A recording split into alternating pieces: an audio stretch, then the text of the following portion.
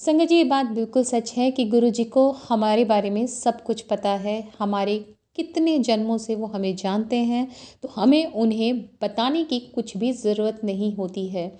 तो संगत जी, जब संगत प्रथम दर्शन के लिए उनके पास आया करती, तो वो हमेशा यही चाहते कि इसका कल्याण मैं तब कर पाऊँगा जब ये मुझ पर भरोसा करेगा। तो वो भरोसा दिलाने के लिए गुरुजी तरह-तरह की चीज़ें किया करते, ताकि संगत को ये लगे कि हाँ, इनके पास कुछ शक्तियाँ हैं और ये मेरा कल्याण कर सकते हैं।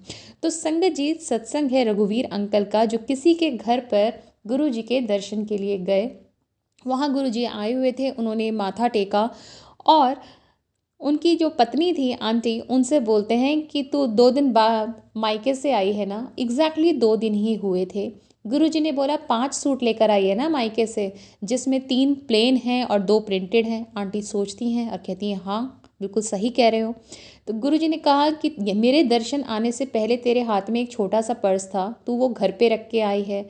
आंटी ने कहा, हाँ जी, क्योंकि आंटी ने कहा मैं पर्स ले जाकर क्या करूँगी, तो वो घर में रख के आ गई थी। गुरुजी ने कहा घर जाके चेक करना, उसके अंदर 382 रुपए हैं।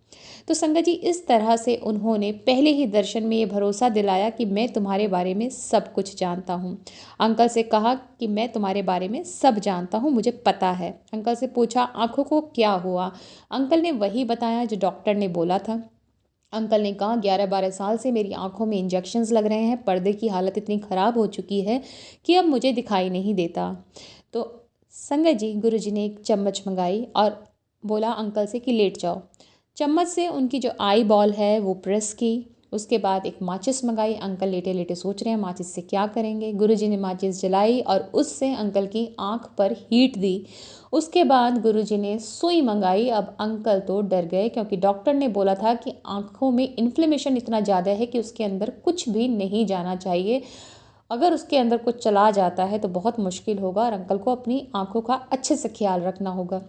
अंकल उठना चाहते थे, गुरुजी से पूछना चाहते थे सुई का क्या करेंगे, पर वो उठ ही नहीं पाए और गुरुजी ने सुई मंगाकर उनकी आँखों में मारनी शुरू करी और फिर सुई लेकर अपनी उँगली में मारी, उसमें से खून निकाल के अंकल के खून से मिक्स कर कर उनकी आँखों में डाल दिया और बोला कल्याण कर देता।